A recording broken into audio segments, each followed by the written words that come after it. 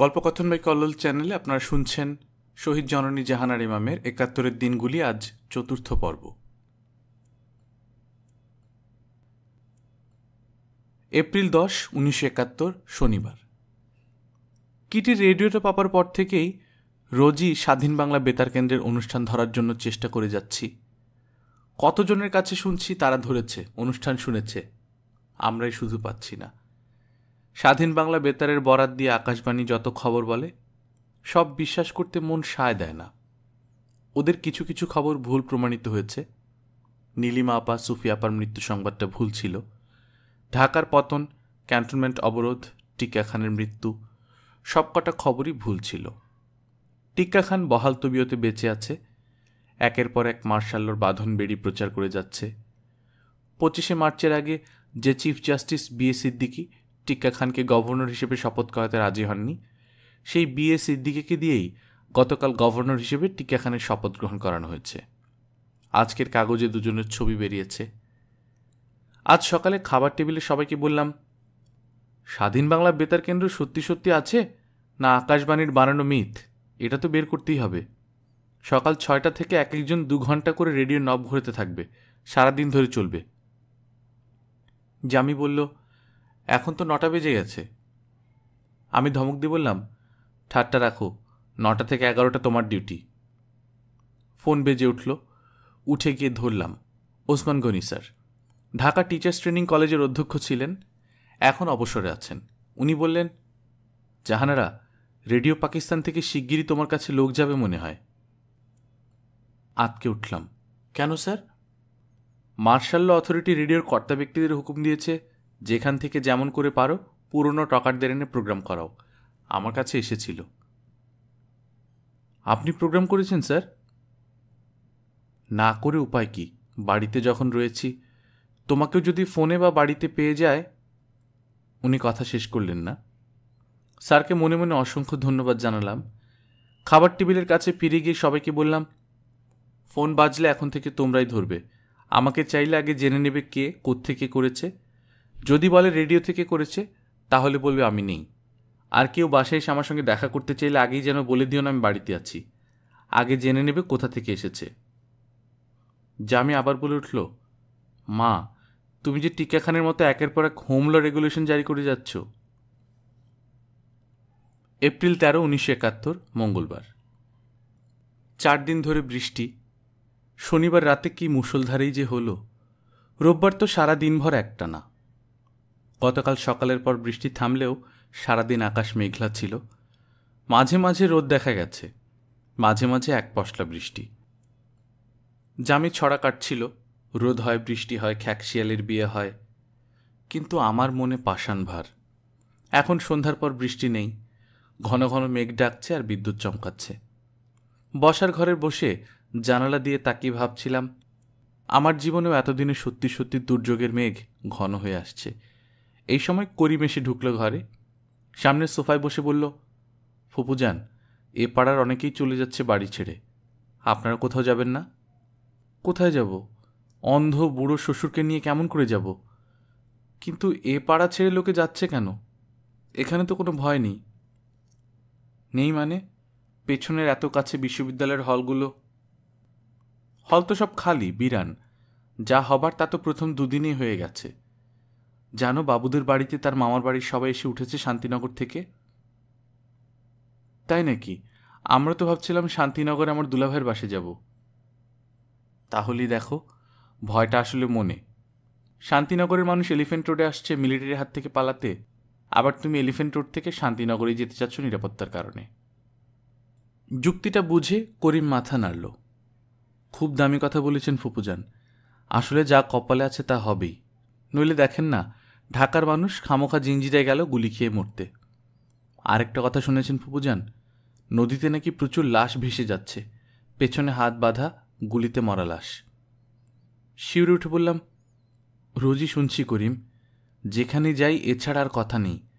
কয়েকদিন আগে শুনলাম ট্রাক ভর্তি করে তুলে নিয়ে যাচ্ছে হাত আর চোখ বেঁধে। কত লোকে দেখেছে।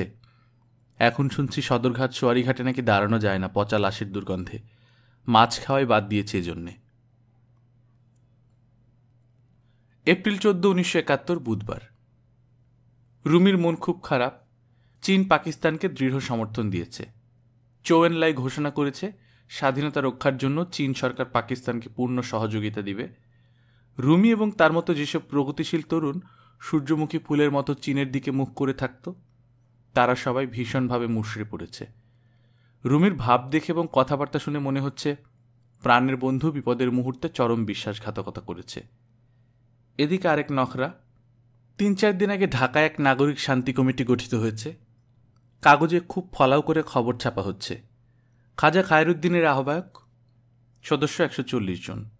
তার মধ্যে স্বনামধন্য হচ্ছেন আব্দুল জব্বার খদ্দর, মাহমুদ আলী, ফরিদ আহমেদ, সৈয়দ আজিজুল হক, গোলাম আজম। গতকাল এই নাগরিক শান্তি কমিটির মিছিল বের হয়েছিল। আজকের কাগজে বিরাট করে ছবি ছাপা হয়েছে। ছবি দেখে আমরা খাবার টেবিলে বসে জল্পনা কল্পনা করছিলাম এই এতগুলো লোক জোগাড় করতে সরকারের কীরকম খাটাখাটনি গেছে। রুমি বলল, খুব বেশি যায়নি। মিরপুর মোহাম্মদপুরের বিহারিরা আর আহসান মঞ্জিলের বংশধররা, দুটো ডাকেই সবাইকে জড়ো করা গেছে। শরীফ বলল, তাছাড়া ছবিটার মধ্যে ক্যামেরার কারসাজি আছে বলে সন্দেহ হচ্ছে। ভালো করে তাকিয়ে দেখো, অনেক উঁচু থেকে এমন কায়দায় তোলা হয়েছে 200 লোককেও মনে হবে 2000। এপ্রিল 15, 1971 বৃহস্পতিবার। এত আটঘাট বেঁধে রেডিওর লোকের হাত এড়ানো গেল না। সেই 1950 সাল থেকে রেডিওতে প্রোগ্রাম করি। সবাই আমার চেনা।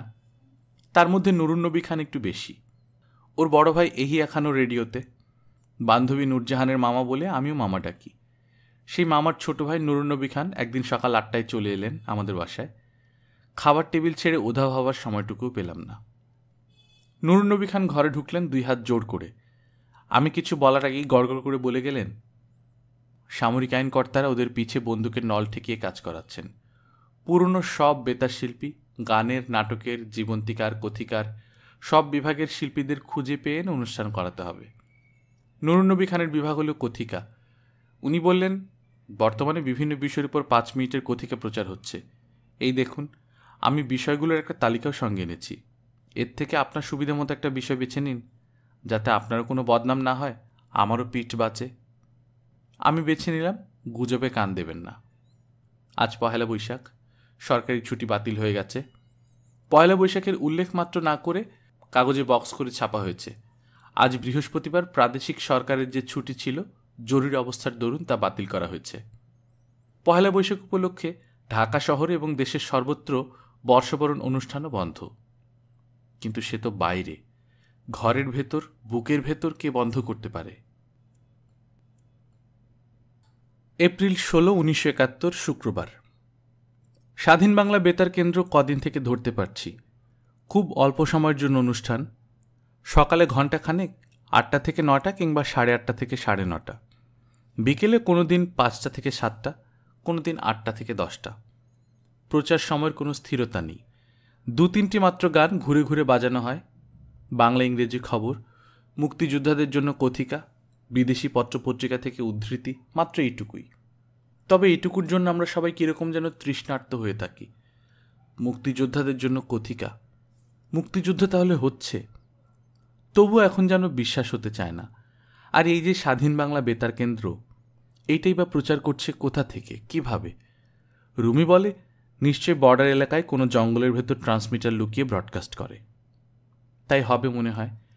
কিন্তু যদি ধরা পড়ে যায় কোনো দিন, যদি পাক আর্মি কোনো দিন খোঁজ পেয়ে যায় লুকোনো ট্রান্সমিটারের, তাহলে কোনো দিন সময় মতো বেতার কেন্দ্র ধরতে না পারলে বাড়ি শুদ্ধ লোক অস্থির হয়ে উঠি। এই বুঝি পাক আর্মি দিয়েছে গুড়িয়ে। কেউ কেউ বলে আসলে নাকি কলকাতা থেকে এসব প্রচার করা হয়। এটাও বিশ্বাস হতে চায় না। কলকাতা থেকে হলে নিশ্চয়ই এর চেয়ে ভালো প্রোগ্রাম হতো। গানও এই 2-3টে মাত্র ঘুরে ঘুরে দিত না।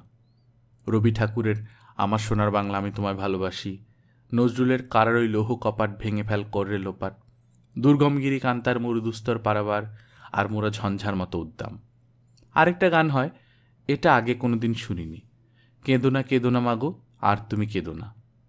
আর অনুষ্ঠানের শুরুতে বাজে শাহনাজ বেগমের সেই গান, যেটার রেকর্ড আমি কিটির হাতে সরিয়ে দিয়েছি, জয় বাংলা, বাংলার জয়, হবে হবে হবে নিশ্চয়। অনুষ্ঠানের শেষেও এই গানটাই বাজানো হয়। এপ্রিল 18, 1971 রবিবার। বাদশা আসবে 10টায়, তার সঙ্গে রিকশায় করে পুরনো ঢাকায় যাব। শরীফ গাড়ি নিয়ে যেতে দিতে নারাজ। একই গাড়ি বিভিন্ন রাস্তায় ঘুরছে দেখলে আর্মি সন্দেহ করতে পারে। আমি রুমি বা জামিকে নিয়ে যেতে সাহস পাইনি। অতএব ভাগ্নি জামাই বাদশা আমার ভরসা। সে ডাক্তার মানুষ, তার কাজ কারবার ওই পুরনো ঢাকারই মিটফোর্ড হাসপাতালে। শরীফ রুমি জামিকে নিয়ে চুল কাটাতে যাবে ঢাকা ক্লাবে। ওরা বেরোবার উদ্যোগ করছে, হঠাৎ দেখি বেআই বেয়ান এসে হাজির। শরীফের বন্ধু ইঞ্জিনিয়ার আমিরুল ইসলাম, ওকে আমরা বেআই বলে ডাকি। রোববার সকালে ওরা প্রায়ই এরকম বেড়াতে বেরোয়, কিন্তু আজ ওদের মুখ থমথমে বিষণ্ণ। আরেক ইঞ্জিনিয়ার বন্ধু নুরুর রহমানের মৃত্যু সংবাদ দিল। গ্রামের বাড়িতে যাচ্ছিল, পথে এক জায়গায় পাক আর্মি ওদের গোটা দলটার উপর গুলি চালায়। মনটা ভীষণ খারাপ হয়ে গেল। আমাদের জানাশোনার গণ্ডির ভেতর খুব নিকট একজনের মৃত্যু সংবাদ এই প্রথম শুনলাম। এত হাসি খুশি আমোদে মানুষ ছিল নুরুর রহমান, যেখানেই যেত সবাইকে মাতিয়ে রাখত। সেই মানুষ আর্মির গুলি খেয়ে মারা গেছে। বেআই বলল, নুরু একা গেলে হয়তো মারা পড়তো না। সে তার বন্ধুর পরিবারের অনেক লোকজনকে সঙ্গে নিয়ে যাচ্ছিল তার গ্রামের বাড়িতে। দলে ছোট ছোট ছেলেপিলেও ছিল। বন্ধুটিকে, তার কিছু হয়নি তো? বন্ধুটির নাম ভিখু চৌধুরী। সে আর তার বউও মারা গেছে। ভয়ানকভাবে চমকে উঠলাম। ভিখু চৌধুরী? আমাদের ভিখু আর মিলি নয় তো? মিলি? হ্যাঁ হ্যাঁ হ্যাঁ, মিসেস চৌধুরীর নাম মিলি তো বটে। ব্যাকুল হয়ে বললাম, ভিখু আমাদের আত্মীয়, বন্ধুও। কবে ঘটেছে ঘটনা? কার কাছে শুনলেন? 3 তারিখে। নুরুর কাজের ছেলেটা ওদের সঙ্গে ছিল। সে এতদিন পরে ফিরে এসেছে। গতকাল আমার বাসায় গিয়ে সব বলেছে। কি সাংঘাতিক! আজ 18 তারিখ। 15 দিন আগে ঘটে গেছে এই মর্মান্তিক ঘটনা, অথচ আমরা কেউ কিছু জানি না। কীরকম বিচ্ছিন্ন দ্বীপের মধ্যে বাস করছি আমরা ঢাকা শহরে। ভিখু অর্থাৎ মাসুদুল হক চৌধুরী সুলেখা প্রেসের মালিক। আসাদ গেটের কাছে নিউ কলোনিতে বাসা। আমাদের দুঃসম্পর্কের আত্মীয়। ইদানিং যাওয়া আসা একটু কমই হতো, কিন্তু একসময় অনেক বছর আগে এই ভিখু আর মিলি কত প্রিয় ছিল আমাদের। আমি বেআইকে জিজ্ঞেস করলাম, ভিখুর ছেলে মেয়েদের কথা কিছু জানেন? তারা বেঁচে আছে তো? আর কে কে ছিল দলে? ভিখুর ছেলে মেয়েদের কিছু হয়নি। ওর মা আর বোন গুলিতে জখম হয়েছে, তবে বেঁচে আছে। ওরা কোথায় আছে এখন জানেন? না, জানি না। বাচ্চা এলো। শরীফ বলল, তোমরা কিন্তু একই রিক্সাতে ঘুরো না। এক এক জায়গায় নেমে রিক্সা ছেড়ে দিও, যেন কিছু একটা কেনাকাটা করতে বেরিয়েছ। 2-4টে দোকানে ঢুকে এদিক ওদিক খানিক্ষণ হেঁটে তারপর আরেকটা রিক্সা নিও। লালবাগ দিয়ে শুরু করলাম। চকবাজার নেমে 2-4টে দোকান ঘুরলাম। চকবাজার না বলে তার ধ্বংসাবশেষ বলাই ভালো। তবু ওরই মধ্যে প্রাণের প্রদীপ জ্বালিয়ে বসে আছে কিছু মানুষ, যারা এখনও পাক আর্মির গুলি খেয়ে শেষ হয়ে যায়নি। তারপর ইসলামপুর, শাঁখারীপট্টি, ওয়াইজঘাট, পাটোয়াটুলি, সদরঘাট, নবাবপুর ঘুরে জিন এভিনিউ দিয়ে বেরিয়ে এলাম।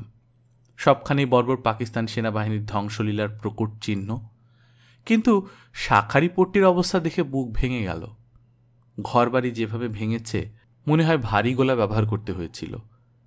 এতদিনে লাশ সব সরিয়ে ফেলেছে, কিন্তু বাতাসে এখনও পচা গন্ধ ভেসে বেড়াচ্ছে। মেঝে, বারান্দায়, সিঁড়িতে এখনও পানি রয়েছে। রাস্তাতেও পানি। মনে হচ্ছে জমাট রক্ত ধুয়ে সাফ করার কাজ এখনও শেষ হয়নি। প্রায় সব ঘরেরই দরজা জানালা ভাঙা।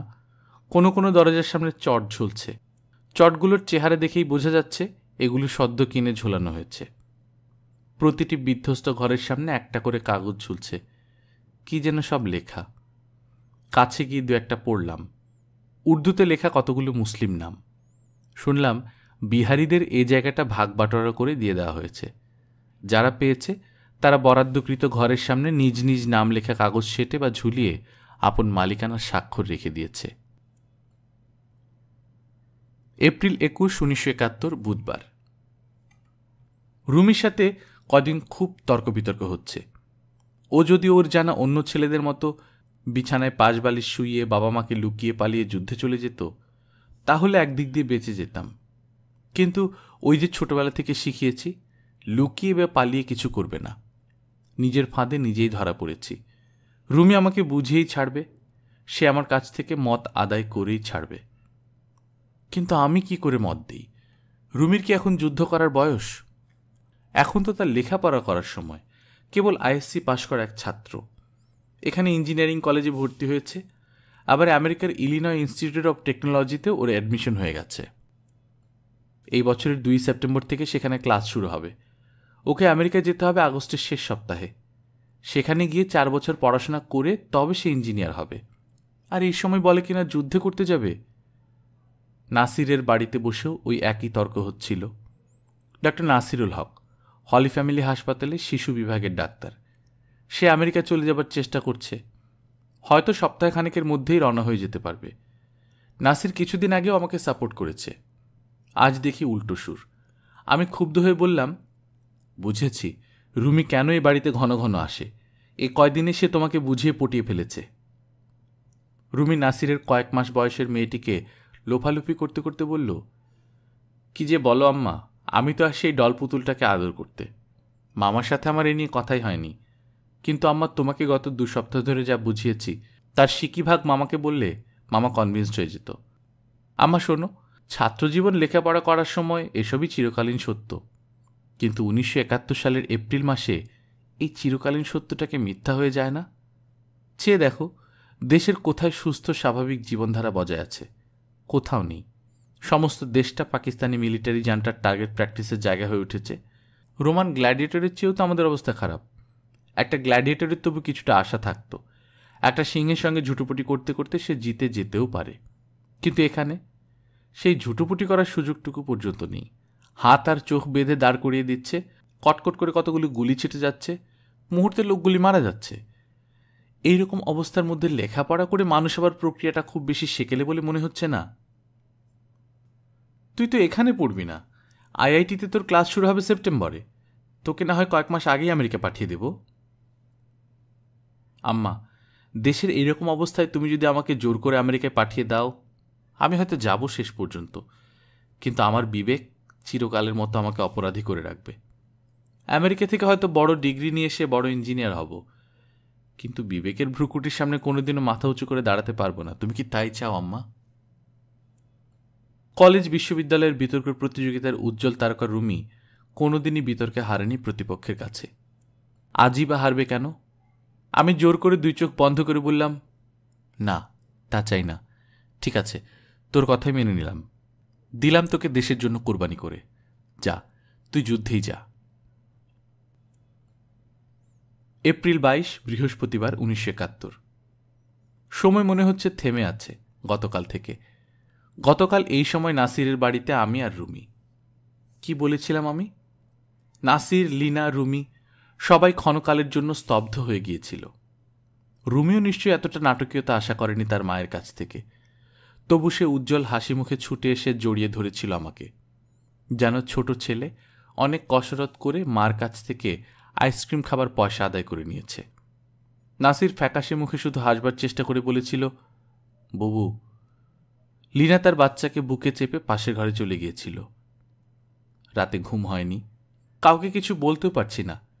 সকালে নাস্তা খাবার টেবিলে কাশেম আবার বলল সে বাড়ি যাবে। এর আগে 2বার ছুটি চেয়ে পায়নি।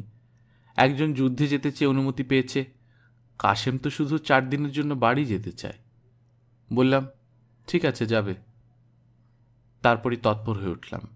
শরীফকে বললাম, অফিসে গিয়ে গাড়িটা পাঠিয়ে দাও, ঠাটারি বাজার যাব। শরীফ বলল, তার চেয়ে তুমি এখনই তৈরি হয়ে গাড়িতে চলো, আমাকে নামিয়ে দিয়ে ওই দিক দিয়ে বাজারে চলে যেও। আজকাল রাস্তায় খালি গাড়ি দেখলেই আর্মির লোকেরা থামিয়ে কয়েক ঘন্টা নিজের কাজে ব্যবহার করে নেয়। সারা শহরে এ একটা নিত্য নৈমিত্তিক ব্যাপার হয়ে দাঁড়িয়েছে। কিন্তু গাড়িতে মহিলা থাকলে থামায় না। ঠাটারি বাজারের অবস্থাও অন্য জায়গার চেয়ে এমন কিছু ভালো না। 25শে মার্চের রাতে পুড়ে যাওয়ার পর এখানে ওখানে কিছু কিছু মেরামত করে বাজার বসছে। আমি ড্রাইভারকে বললাম, গাড়ি বন্ধ করে আমার সঙ্গে এসো। বাজারের পরিবেশ মোটেও ভালো লাগলো না। দগ্ধ বিধ্বস্ত বাজারের মাঝে মাঝে দোকানি লোকগুলো কেমন যেন অস্বাভাবিক নির্বিকারভাবে বসে আছে, চোখে বোবার দৃষ্টি। সারা বাজার জুড়ে পানি থই থই করছে। এত পানি কেন? এর মধ্যে তো আর বৃষ্টি হয়নি। মনে হচ্ছে সকালে প্রচুর পানি ঢেলে পুরো বাজার ধোয়া হয়েছে। কেন? হালে আবারও কিছু হয়েছে নাকি? কেমন যেন গা ছমছম করতে লাগলো। তাড়াতাড়ি কিছু গোশত আর কিমা কিনে চলে এলাম। দরকার নেই বাবা, নিউ মার্কেটে যা পাওয়া যায় তাই দিয়েই চালাবো। দুপুরে খেতে বসেছি, এমন সময় লুলু এলো। সেও একটা প্লেট নিয়ে খেতে বসে গেল। খেতে খেতে বলল, জানেন মামি, গতকাল নাকি বিহারিরা ঠাটারি বাজারে কয়েকজন বাঙালি কসাইকে জবাই করেছে। ঠাটারি বাজারে? দূর, বাজে কথা। আমি তো আজ সেখানে গিয়েছিলাম। কই, লোক জবাই হলে দোকানিদের মধ্যে যেরকম ভয়চকিত হাবভাব হওয়া উচিত ছিল সেরকম তো কিছুই দেখলাম না। লোক জবাই হলে কি ওরা ওরকম নির্বিকারভাবে বসে থাকতে পারত? তোরা কোত্থেকে যেসব গুজব ধরে আনিস। কথাটা উড়িয়ে দিলাম বটে, কিন্তু গা শিরশির করতে লাগলো। খেয়ে উঠে কাশেমকে বললাম, নিউ মার্কেট থেকে গোটা কতক মুরগি আর কিছু মাছ কিনে আনো, ওগুলো কুটে বেছে দিয়ে তারপর বাড়ি যেও। এপ্রিল 23, 1971, শুক্রবার। কিছুই ভালো লাগে না। জীবনের পৃথিবীর সব রসকষ্ট আগেই শুকিয়ে গেছে। যে আতঙ্ক ভয় আমাদের সবাইকে টান টান করে রেখেছে তাও যেন শিথিল হয়ে দিনরাতগুলোকে এলিয়ে দিয়েছে। মার বাসায় গেছিলাম সকালে। নিচতলায় রফিকেরা আর মনিরা ভাগাভাগি করে থাকছে। মনি আমার চাচাতো বোন, ওরা নাখালপাড়ায় থাকত। 25শে মার্চের কয়েকদিন পর এই বাসায় এসে উঠেছে। মনির স্বামী, ছেলে মেয়ে, রফিক, জুবলি, তাদের দুটো বাচ্চা, কাজের মেয়ে আনোয়ারা, দুটো সম্পূর্ণ আলাদা পরিবারের এতগুলো লোক ছোট ছোট 4টে ঘরে থাকছে। বেশ কষ্ট করেই থাকছে। তবে রফিক ভাবছে সায়েন্স ল্যাবরেটরি রোডের ওর ভাই আতিকুল ইসলামের বাসায় উঠে যাবে কিনা। আমরা থাকতে থাকতেই মার মামাতো ভাইয়ের মেয়ে তারা আর তার স্বামী বেড়াতে এলো। ওরা আসাদ গেটের কাছে নিউ কলোনিতে থাকে।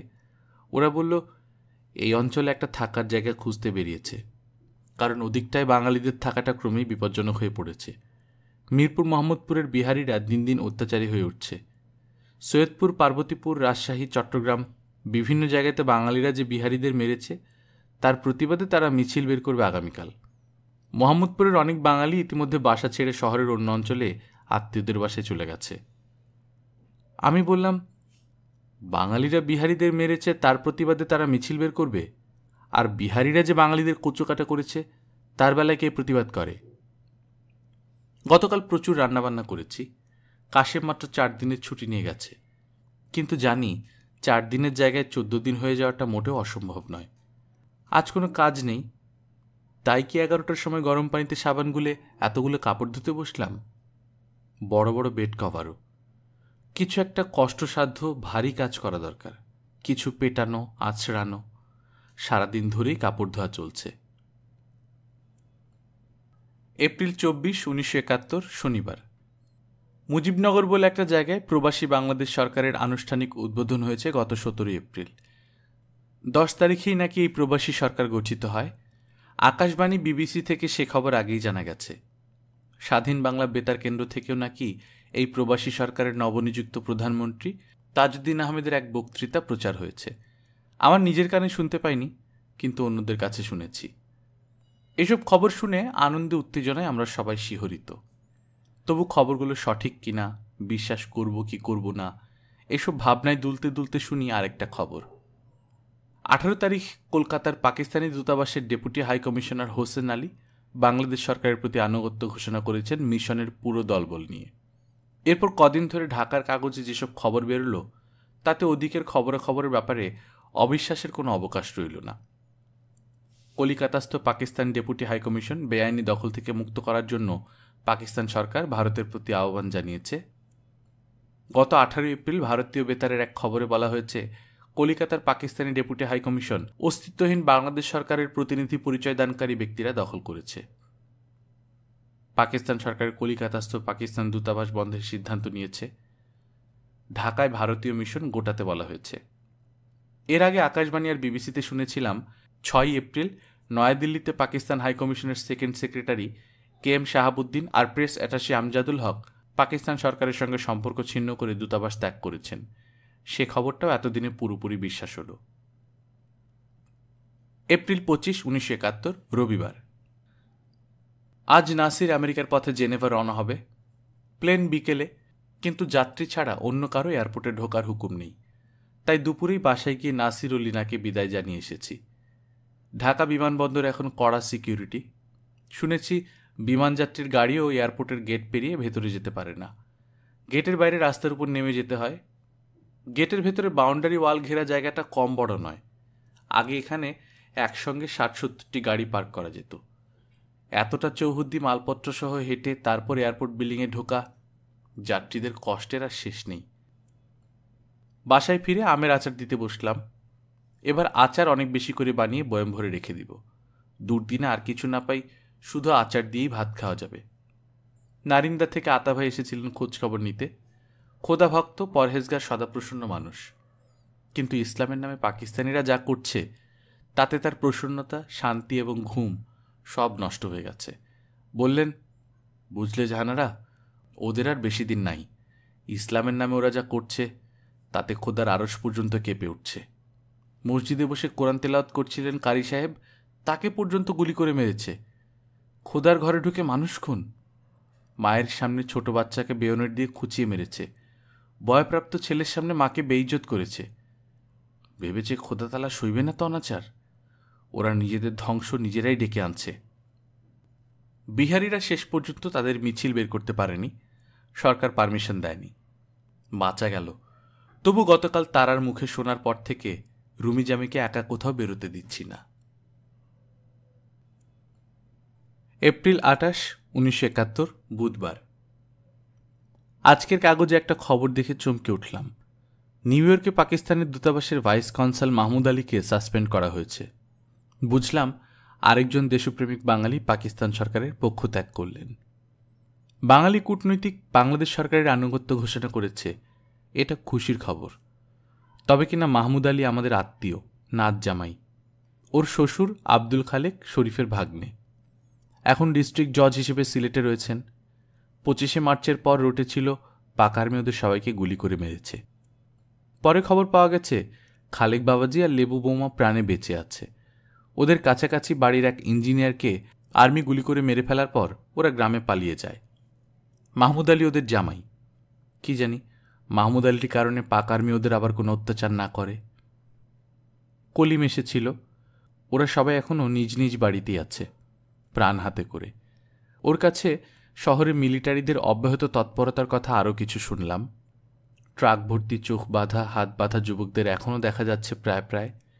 কলিম আরও বলল, মিরপুর মোহাম্মদপুরের মাঝে মাঝে ছুটকো ছাটকা গোলমাল হচ্ছে, কিছু ছুরি মারামারি, কিছু ঘরবাড়িতে আগুন দেয়া দেই। রঞ্জু এসে মজার খবর দিল, গ্রিন রোড যেখানে ময়মনসিংহ রোডে গিয়ে মিশেছে, সেখানে আজ বিকেল 4টার সময় শান্তি কমিটির অন্যতম সদস্য জনাব আব্দুল জব্বর খদ্দর বক্তৃতা দিচ্ছিলেন। শ্রোতা ছিল মাত্র 3টি ট্রাফিক পুলিশ, একটি মিলিটারি পুলিশ আর একটি আর্মির জওয়ান। এপ্রিল 29, 1971, বৃহস্পতিবার। নাসরিনের বাবা মোতাহার সাহেব আমাদের বহু বছরের পরিচিত। 1950 সালে প্রথম যখন রেডিও প্রোগ্রাম করি, উনি তখন ছিলেন প্রোগ্রাম অ্যাসিস্ট্যান্ট। মাইকের সামনে কিভাবে থেমে দম নিয়ে পড়লে রিডিং পড়ার মতো শোনাবে না, কথা বলার মতোই শোনাবে, এই কায়দা উনি আমাকে প্রথম শিখিয়েছিলেন। পরবর্তীতে মোতাহার সাহেব তার এক বন্ধু আশরাফ আলী সাহেবের সঙ্গে মিলে খাওয়াতিন নামে যে মহিলাদের মাসিক পত্রিকা বের করেন, তাতে প্রথম দিকে আমাকে বেশ কিছুদিন সম্পাদিকার কাজ করতে হয়েছিল। তারপর বহুদিন ওর সঙ্গে যোগাযোগ ছিল না। আমাদের গলিতে ওর মেয়ে জামাই বাসা ভাড়া নিয়ে থাকে, তাও জানতাম না। হঠাৎ একদিন সকালে দেখি আমাদের বাসার সামনে মোতাহার সাহেব। কি ব্যাপার? উনি শ্যামলীতে থাকতেন। এইরকম সময়ে ওদিকে থাকা নিরাপদ নয়, তাই ওর জামাই সামাদ ওকে সপরিবারে নিজের বাসায় নিয়ে এসেছে। মোতাহার সাহেব এ পাড়ায় আসার পর সন্ধ্যেটা আমাদের ভালোই কাটে। খুব মজলিসি মানুষ, কত জায়গার খবর যে বলেন। একসঙ্গে সবাই মিলে স্বাধীন বাংলা বেতার কেন্দ্রের অনুষ্ঠান শুনি। পূর্ব পাকিস্তান রেডিও এবং সংবাদপত্রের খবর, আকাশবাণী বিবিসির খবর, স্বাধীন বাংলা বেতারের খবর, এসব চালাচালি করে আসল খবর বের করার চেষ্টা করি। এ কাজে মোতাহার সাহেবের জুড়ি নেই। ওর ধৈর্য আর অধ্যাবসায়েরও শেষ নেই। মার বাসায় গিয়েছিলাম সকাল 10টায়। গিয়ে দেখি ওর জ্বর। রুমি সঙ্গে ছিল। ওকে দিয়ে রুটি আনিয়ে মার কাছে খানিক বসে 12টার দিকে বাড়ি ফিরে দেখি মোতাহার সাহেব আমাদের বসার ঘরে বসে কোথায় যেন ফোন করছেন। ওর চুল উস্কো খুস্কো, মুখে উদ্বেগের ছাপ। কি ব্যাপার? ওর জামাই সামাদের বড় ভাই আজ ভোরের কোচে পাবনা রওনা দিয়েছিল। খানিকক্ষণ আগে উনি লোকমুখে খবর শুনেছেন মিরপুরের বিহারিরা নাকি মোহাম্মদপুরের বাঙালিদের মেরে ধরে শেষ করে দিচ্ছে।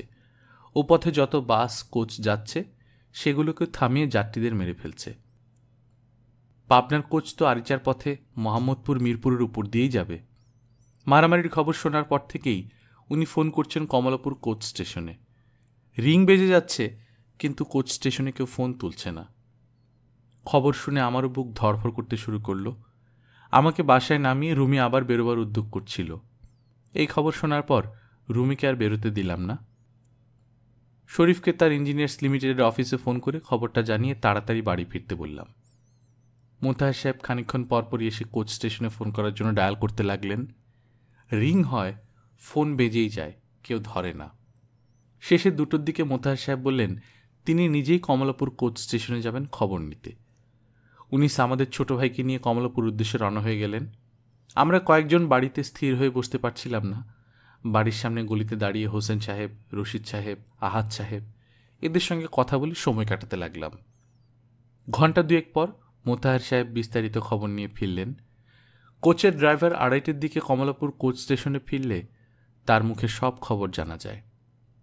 মিরপুর ব্রিজের কাছে বিহারিরা ওদের কোচ এবং অন্য একটা ছোট বাস থামিয়ে বড় রাস্তা থেকে একটু ভেতরে নিয়ে যায়।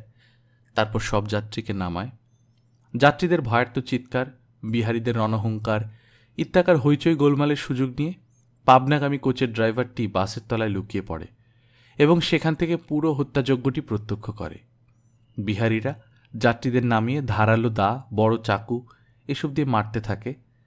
বাসে 2জন যাত্রী ছিল, তারা কেবল মক্কা থেকে হজ করে দেশে ফিরেছে।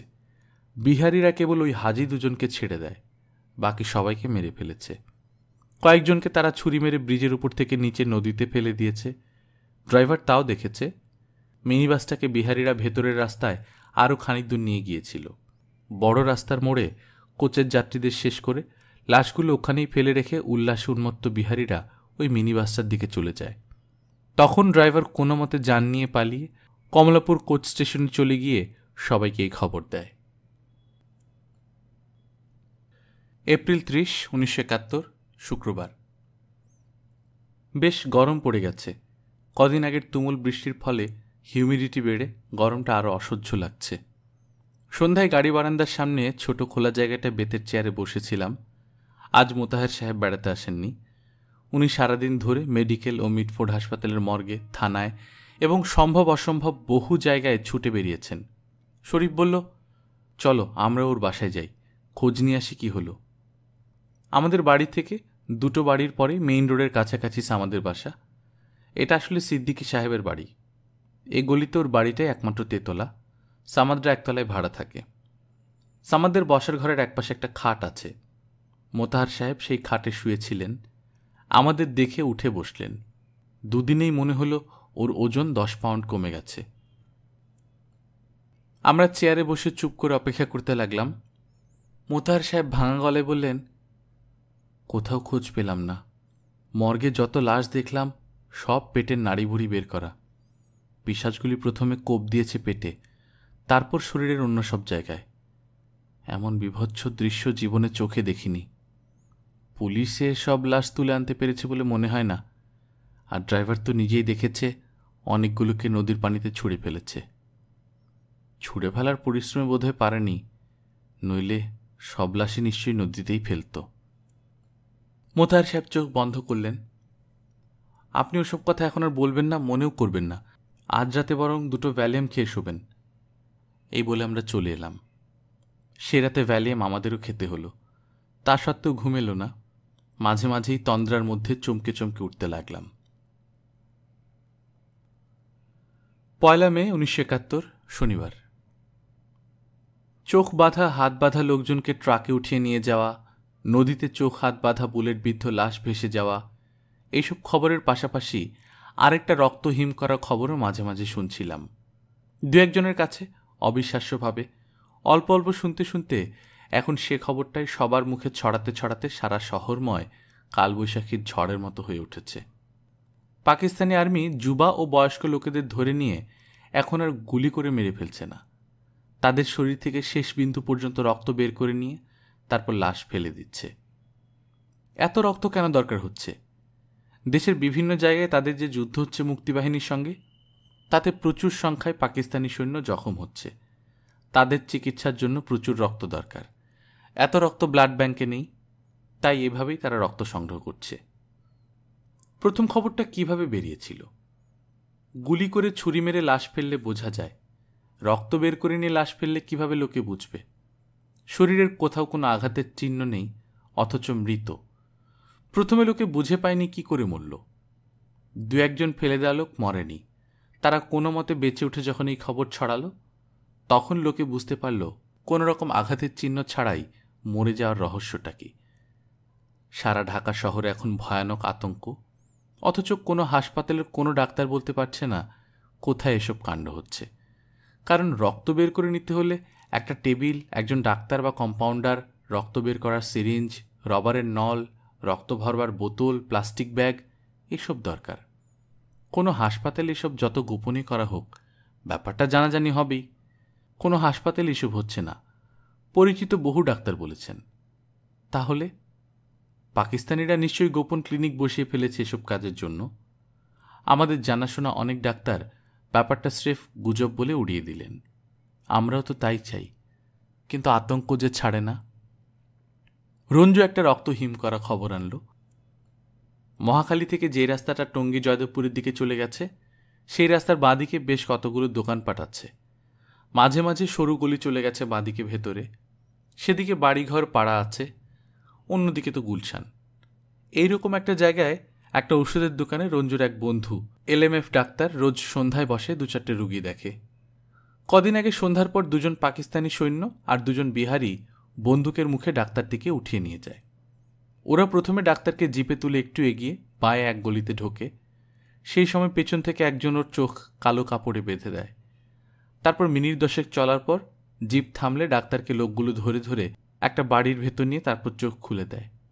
ডাক্তার দেখে একটা টিনের ছাদওয়ালা বেড়ার ঘর, একপাশে একটা সরু লম্বা টেবিল, সেটার মাথার কাছে আরেকটা চৌকো ছোট টেবিলে অনেক কয়টা বোতল, সিরিঞ্জ, রাবারের নল ইত্যাদি সাজানো।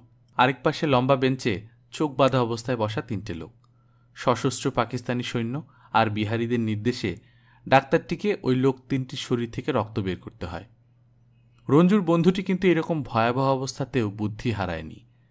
কাজ শেষে সৈন্য আর বিহারিরা যখন তর্ক করছিল ডাক্তারটিকে মেরে ফেলা হবে কিনা, তখন ডাক্তারটি ওদের বলল, ওরা যখনই বলবে সে এভাবে এসে ওদের কাজ করে দেবে। ডাক্তারটির কপাল ভালো, ওরা তাকে বিশ্বাস করে। ছাড়া পাওয়া মাত্রই ডাক্তারটি ঊর্ধ্বশ্বাসে রঞ্জুর বাসায় এসে তাকে সব বলে সেই রাতেই পালিয়েছে বর্ডার পেরিয়ে ইন্ডিয়া চলে যাওয়ার জন্য। রঞ্জু চলে যাওয়ার পরে আমরা বহুক্ষণ স্তম্ভিত হয়ে বসে রইলাম। অনেকক্ষণ পরে আমি বললাম, আমার ঠিক বিশ্বাস হতে চায় না, রঞ্জুর বন্ধু যে বানিয়ে বলেনি তার প্রমাণ কি?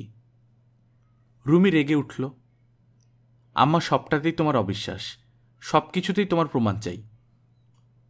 শরীফ ধীর গলায় বলল, বিশ্বাস হতে চায় না এই জন্য যে এত সুপরিকল্পিত নিষ্ঠুরতা মানুষের পক্ষে সম্ভব বলে ধরে নিতে কষ্ট হয়। কেন? দ্বিতীয় মহাযুদ্ধের সময় হিটলারের গেস্টাপো বাহিনী কি করেছে কনসেন্ট্রেশন ক্যাম্পে বন্দীদের উপর পড়নি? বাড়িতে কমপক্ষে 10টা বই রয়েছে এই বিষয়ে। রুমির মেজাজটা আজকাল খুব ভালো যাচ্ছে না। এখনও ও যুদ্ধে যেতে পারেনি, সঠিক যোগাযোগের লোক পাচ্ছে না, প্রায় প্রায় গজগজ করে। প্রথম চোটে আমার যেসব বন্ধুরা গেছে তাদের সঙ্গে গেলে কত সহজে বর্ডার ক্রস করতে পারতাম।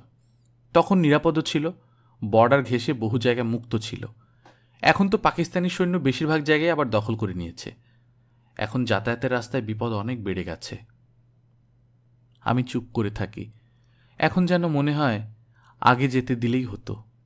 এই যে জলজন্ত মানুষ ধরে নিয়ে ঠান্ডা মাথায় সাবধানে সিরিঞ্জ ঢুকিয়ে ধীরে ধীরে সবটুকু রক্ত বের করে নিয়ে মেরে ফেলছে, এইরকম আতঙ্কময় রটনার মাঝে রুমির মতো তাগড়া ছেলে নিয়ে বসবাস করতে দম আটকে আসে। রাতে দুঃস্বপ্ন দেখে বিছানায় উঠে বসে থাকি। মে 2, 1971 রবিবার। ধানমন্ডি 13 নম্বর রোডে মকু অর্থাৎ মাহবুবুল হক চৌধুরীর বাড়ি। ভিখু চৌধুরীর বড় ভাই, পূর্ব পাকিস্তান সরকারের প্রাক্তন ল সেক্রেটারি। ভিখুর বোন, মা ও মেয়েরা করটিয়া থেকে ফিরে এসেছে কয়েকদিন হলো। দেখা করতে গেলাম ওদের সঙ্গে। বজ্রাহতের মতো বসে আছে সবাই। কেবল খালাম্মা অর্থাৎ ভিখুর মা কথা বলছেন। মাঝে মাঝে কাঁদছেন। ভিখুর বোন বুলু অর্থাৎ মাসুদার স্বামী শরফুল আলম পোল্যান্ডে পাকিস্তানি দূতাবাসে রয়েছেন। বুলু ছুটিতে দেশে বেড়াতে এসে এই কাণ্ড। তার ডান কাঁধের নিচে গুলি লেগেছিল। ভিখুর মার মুখে পুরো ঘটনা শুনলাম। ওদের বিরাট একটা দল ঢাকা থেকে গ্রামের দিকে যাচ্ছিল। করটিয়ায় জাহাঙ্গীর, ইঞ্জিনিয়ার নুরুর রহমানের ডাকনাম, ওর ফুপার বাড়িতে আশ্রয় নেবার পর এই দুর্ঘটনা ঘটে। সকালবেলা নাস্তা তৈরি হচ্ছিল। ঘুম থেকে উঠে সবাই হাত মুখ ধুচ্ছিল। এমন সময় পাকার্মি এসে সে বাড়ি ঘেরাও করে গুলি চালাতে থাকে। ভিখুর মা ব্যাপারটা বুঝে ওঠার আগেই দেখেন গুলিবিদ্ধ ছেলে ও পুত্রবধূর দেহ বাড়ির পুকুর পাড়ে। মিলির পা দুটো পুকুরের পানিতে, মাথা পুকুরের পাড়ে। গুলি লাগে তার তলপেটে, বুলুর কাঁধের নিচে। জাহাঙ্গীরের ফুপা ঘরের মধ্যে ছিলেন, তিনি সেখানেই গুলি খেয়ে ঢলে পড়েন। গুলি খেয়ে ঢলে পড়ে জাহাঙ্গীর। আরও অনেকে মারা পড়ে। বাকিরা চিৎকার করে দৌড়ে পালাতে থাকে। আর্মি খানিকক্ষণ গুলি চালিয়ে মেরে ধরে চলে যায়। ভিখুর মা তলপেটে গুলিবিদ্ধ অবস্থায় ভিখুর মেয়ে দুটিকে খোঁজ করতে গিয়ে দেখেন 5 বছরের ছোট মেয়ে ইয়েন ভয়ে কাঁদতে কাঁদতে ছুটে চলে যাচ্ছে অন্য কতগুলি লোকের পেছন পেছন। ভিখুর মা ওইরকম আহত অবস্থাতেই তলপেট চেপে ধরে অন্য হাতে নাতনিকে টেনে আনেন। মিলিটারি চলে যাবার পর সে গ্রামের একটি সহৃদয় ছাত্র অনেক কষ্টে বুলু ও তার মাকে মির্জাপুর হাসপাতালে নিয়ে যায়। সেখানে ওরা প্রায় 3 সপ্তাহ থাকেন। তারপর আত্মীয় বন্ধুর সহায়তায় ঢাকায় এসেছেন। বুলু ও তার মার দেহে তখনও গুলির টুকরা রয়ে গিয়েছিল। ধানমন্ডিতে ডক্টর মনিরুজ্জামানের ক্লিনিকে খুব গোপনে, খুব সাবধানতার সঙ্গে এদের দুজনের শরীর থেকে গুলির টুকরো বের করা হয়েছে। আমি সব শুনে স্তব্ধ হয়ে ভাবতে লাগলাম, সমস্ত দেশের উপর কি মহাসর্বনাশের প্রলয় ঝড় নেমে এসেছে।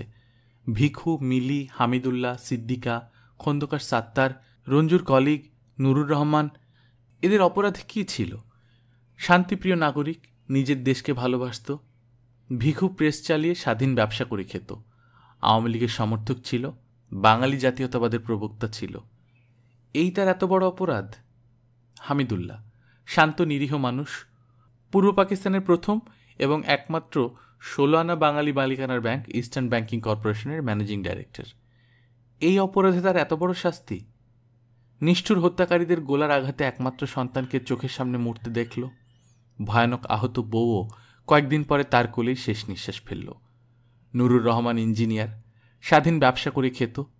বিয়ে করেনি বলে কোনো পিছুটান ছিল না। দেশ ও দশের উপকার করে বেড়াত। সেই অপরাধে তাকে প্রাণ দিতে হলো। গল্পকথন বাই কল্লোল চ্যানেলে আপনারা শুনছেন জাহানার ইমামের 71-এর দিনগুলি। আপনারা যারা আমাদের নিয়মিত ফলো করেন তারা জানেন আমরা গতকালকে একটা নতুন ইনিশিয়েটিভ নিয়েছি, গল্পকথন বাই কল্লোল চ্যাপ্টার 2, আমাদের নতুন একটি ইউটিউব চ্যানেল। সেখানে আমরা বিভিন্ন সময় বিভিন্ন জনরার গল্প দেব। আপনারা কাইন্ডলি সেখানে ফলো করতে পারেন। গতকাল আমরা ওই চ্যানেলটিতে নিহার রঞ্জন গুপ্তের স্বর্ণমৃগ গল্পটি দিয়েছি। আমাদের পরবর্তী সময় বিভিন্ন জনরার আরও অনেক রকম গল্প সেখানে আসবে। এই ভিডিওটির ডিসক্রিপশন বক্সে লিঙ্ক দেওয়া আছে, আপনারা সেখান থেকে ওই চ্যানেলটি ফলো করতে পারেন। আপনারা সবসময় ভালো থাকবেন, আশেপাশে মানুষজনকে ভালো রাখবেন। টাটা।